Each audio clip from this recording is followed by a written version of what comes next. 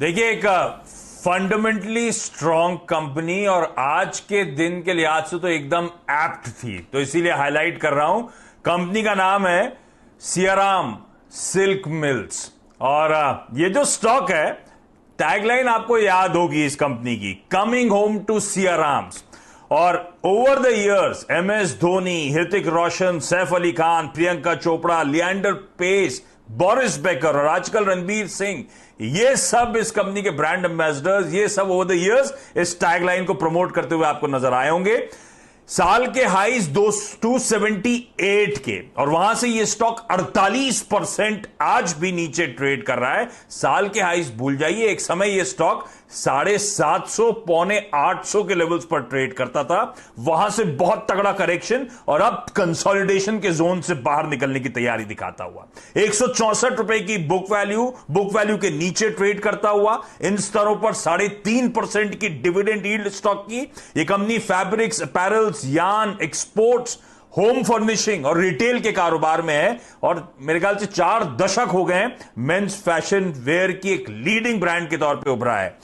Annual production 80 million metres of fabric annually. अपनी impeccable quality of finish के लिए company जानी जाती है और शोरूम्स ऑपरेट करती है, ब्रांड एक्सक्लूसिव शॉप्स ऑपरेट करती है, फ्रेंचाइजीज के जरिए रीच आउट करती है।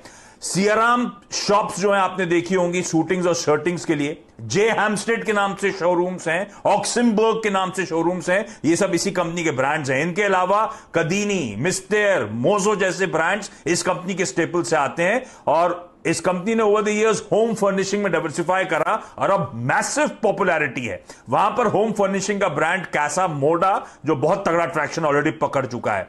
3 लाख मल्टी ब्रांड आउटलेट से सियाराम ब्रांड हाउस होल्ड में बेचे जाते हैं। यूरोप, अमेरिका, मिडिल ईस्ट, फार ईस्ट कंट्रीज में रीच आउट करती है कंपनी।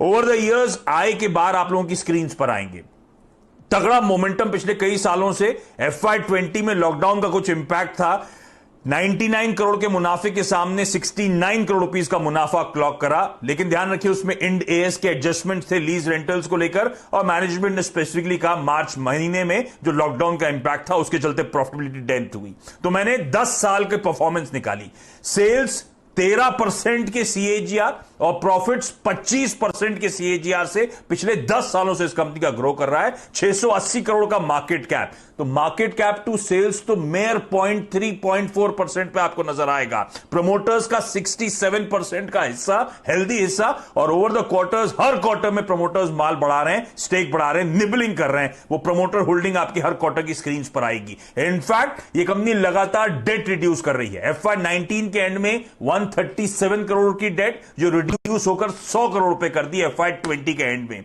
देश के जाने माने जो स्मॉल कैप फंड्स हैं तगड़ा एक्सपोजर रखते हैं। DSP स्मॉल कैप का 7.5% स्टेक है, निप्पॉन इंडिया स्मॉल कैप का 3% स्टेक है इस कंपनी में। ऑल्टरनेट इन्वेस्टमेंट फंड्स, FIs का भी एक्सपोजर, कुल मिलाकर इंस्टीट्यूशंस 14% इस छोटी सी कंपनी में ओन करते हैं। और DIIs ने पिछले लगातार कई क्वार्टर से हर क्वार्टर में अपना स्टेक इस कंपनी में बढ़ाया है। कई सारे पैरामीटर्स पे स्ट्रांग लगती है। इस तरह की पिटाई के बाद रडार पर रखें इस कंपनी को। और आज मूड माहौल भी था तो मैंने कहा इस फंडामेंटली स्ट्रांग कंपनी को हाईलाइट किया जाए आपके लिए।